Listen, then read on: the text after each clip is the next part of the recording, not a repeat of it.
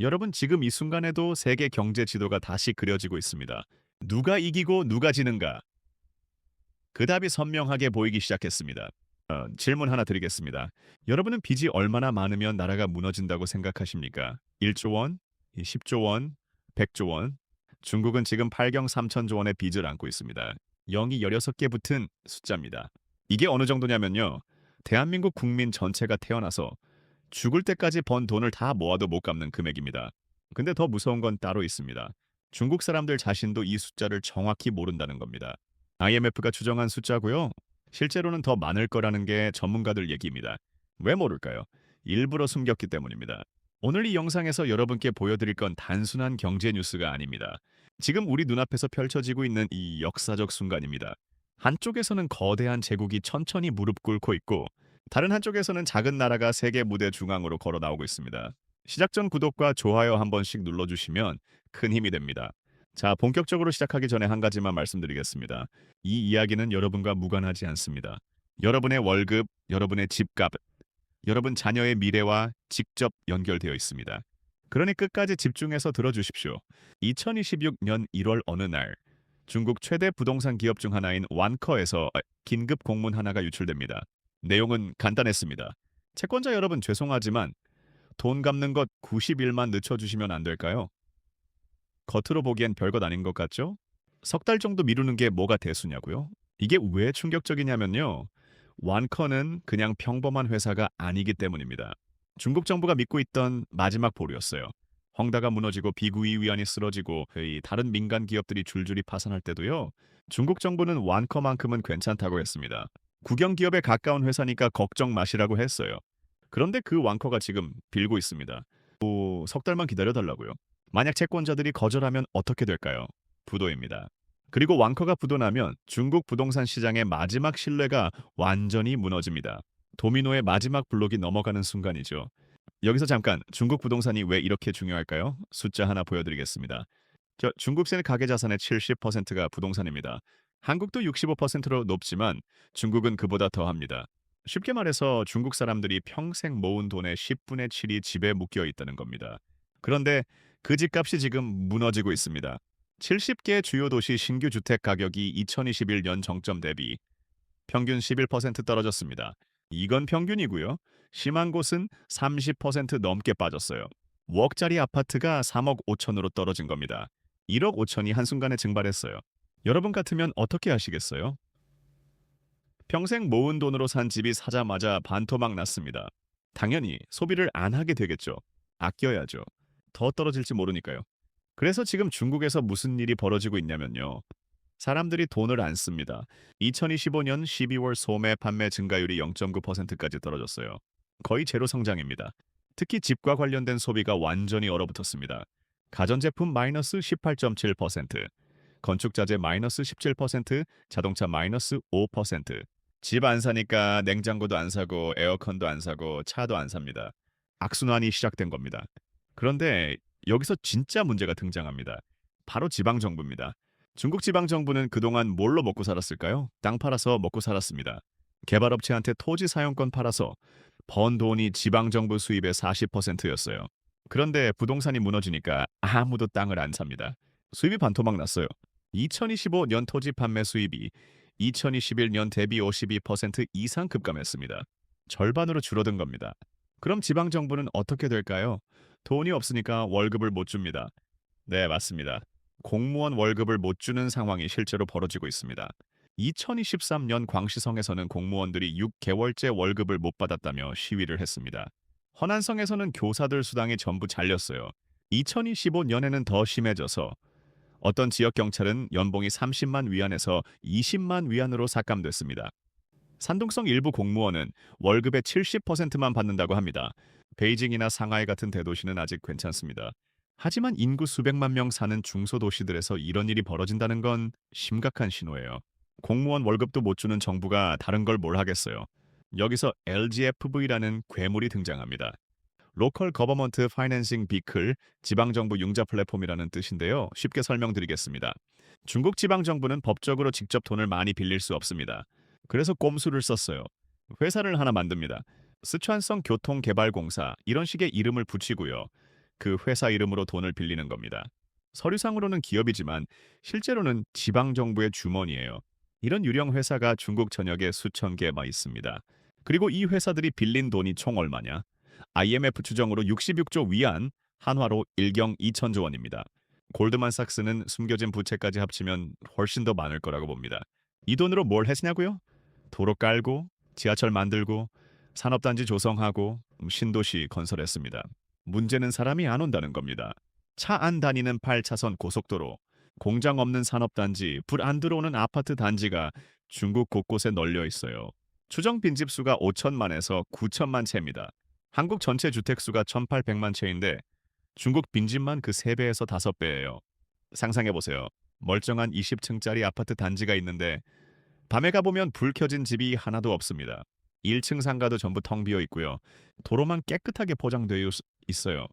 이게 바로 유령 도시입니다. 문제는 이 유령 도시들 짓는 데 쓴 돈이 전부 빚이라는 겁니다. 그 빚의 이자를 누가 갚느냐? 지방 정부가 갚아야죠. 근데 지방 정부는 땅 못 팔아서 돈이 없어요. 그러니까 공무원 월급도 못 주는 거고요. 악순환입니다. 여기서 모두 좀비 기업 이야기를 안 할 수가 수밖에 없습니다. 좀비 기업이 뭐냐면요. 죽었어야 하는데 안 죽고 살아있는 기업입니다. 매년 버는 돈으로는 이자도 못 갚는데 은행이 대출을 계속 연장해주고 정부가 보조금 줘서 겨우겨우 숨만 붙어 있어요. 이런 기업이 중국에 얼마나 많으냐면요. 제조업의 11%, 서비스업의 17%입니다. 가게 10개 중 2개가 사실상 망한 거예요. 근데 억지로 문 열고 있는 겁니다. 왜 이게 문제냐? 건강한 기업한테 가야 할 자금이 좀비 기업 살리는데 다 쓰이고 있기 때문입니다. 경제가 점점 썩어가는 거죠. 젊은이들 상황도 참담합니다. 2025년 8월 기준 16세에서 24세 청년 실업률이 18.9%입니다.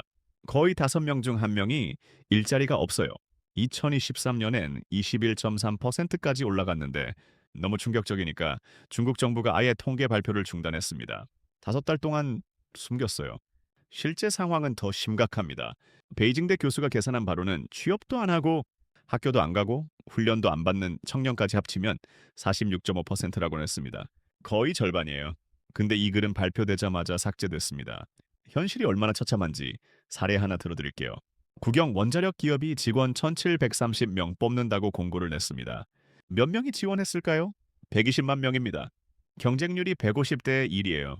하버드 대학교 입학하는 것보다 6배 어렵습니다. 이런 좌절이 사회 현상으로 나타나고 있습니다. 탕핑족이라고 들어보셨나요? 누워서 버티자는 뜻입니다. 취업도 포기, 연애도 포기, 결혼도 포기, 소비도 포기. 그냥 최소한으로만 살겠다는 거예요. 침대에 누워서 하루 종일 폰만 보면서 스스로를 쥐라고 부릅니다. 희망이 없으니까 포기한 겁니다. 여기까지가 중국 이야기입니다. 이제 시선을 한국으로 돌려보겠습니다. 완전히 다른 세상이 펼쳐집니다. 대한민국 경상남도 거제시 밤 11시가 넘었는데도 조선소 불이 환하게 켜져 있습니다. 용접 불꽃이 사방에서 튀고 크레인이 쉬지 않고 움직입니다. 야근 수당 주고 사람들 붙잡고 있어요. 일이 너무 많아서 손이 모자랍니다. 2026년 1월 삼성중공업이 미국 회사와 계약 하나를 따냅니다. 규모가 얼마냐? 4조 원입니다. 배 한 척 아니에요. 바다 위에 떠 있는 거대한 공장입니다. FLNG, 부유식 액화천연가스 생산 저장 설비라고 하는데요. 축구장 4개 크기의 높이가 아파트 20층 넘습니다. 이거 만들 수 있는 나라가 세계에 몇 개나 될까요?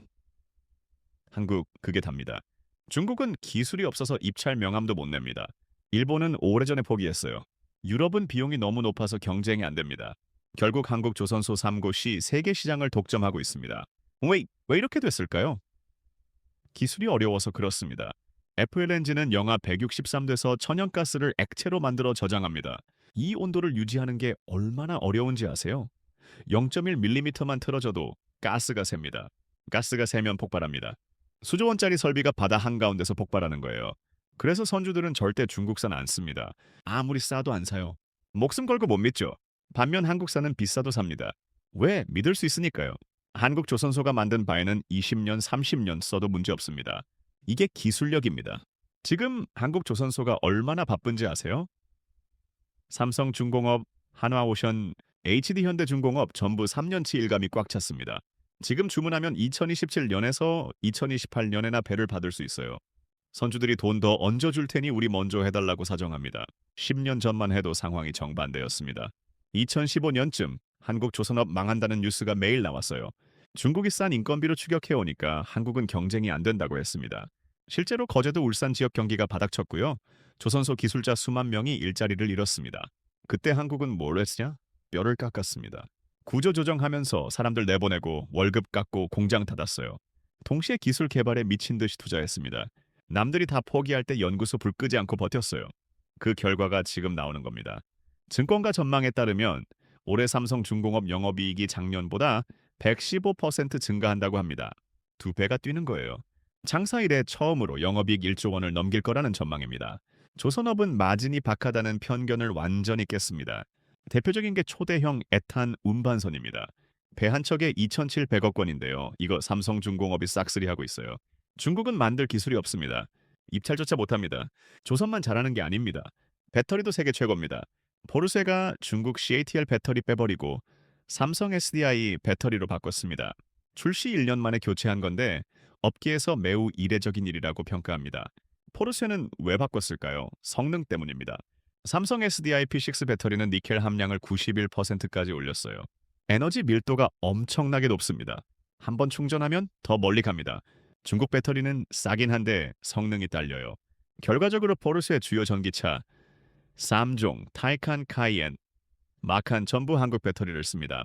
저가 시장은 중국이 먹었지만 프리미엄 시장은 한국이 독점하고 있습니다. 여기서 잠깐 중국 경제가 무너지는 게 우리랑 무슨 상관이냐고 물으실 수 있습니다. 상관 엄청 많습니다. 2024년 기준 한국 수출의 20%가 중국으로 갑니다. 홍콩까지 합치면 더 많아요. 중국 경제가 나빠지면 우리 수출이 줄어듭니다. 실제로 2025년 대중국 수출이 감소했어요. 두 번째 문제는 중국발 저가 공세입니다. 중국 기업들이 국내에서 물건 못 팔리니까 해외로 헐값에 던집니다. 철강, 화학, 태양광, 전기차가 글로벌 시장에 반값으로 쏟아져요. 한국 기업들은 가격 경쟁이 안 됩니다. 같이 가격 내리면 이익이 줄어들죠. 세 번째는 금융시장 변동성입니다. 중국에서 위기가 터지면 글로벌 투자자들이 신흥국에서 돈을 뺍니다. 한국도 신흥국으로 분류되기 때문에 영향을 받아요.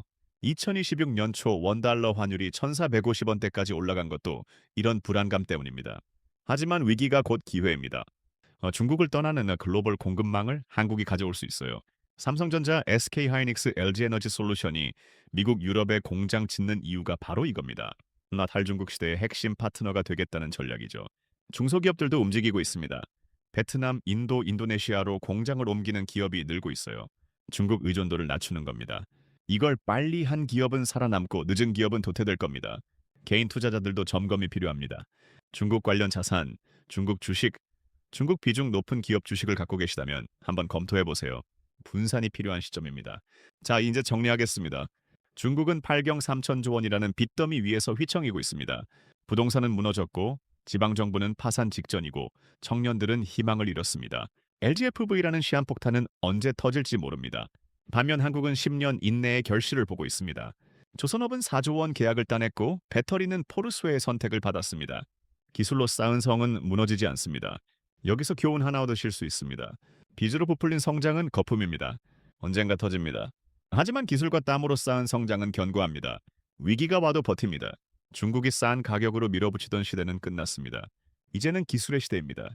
한국은 그 기술을 가지고 있습니다. 조선 반도체, 배터리 디스플레이. 우리가 세계 최고인 분야가 이렇게 많습니다. 앞으로 10년 한국과 중국의 격차는 더 벌어질 겁니다. 중국은 빚을 갚느라 허덕이고 한국은 기술로 세계를 선도할 겁니다. 이게 제가 내다보는 미래입니다. 마지막으로 한 가지만 더 말씀드리겠습니다. 이 모든 변화는 하루아침에 온 게 아닙니다.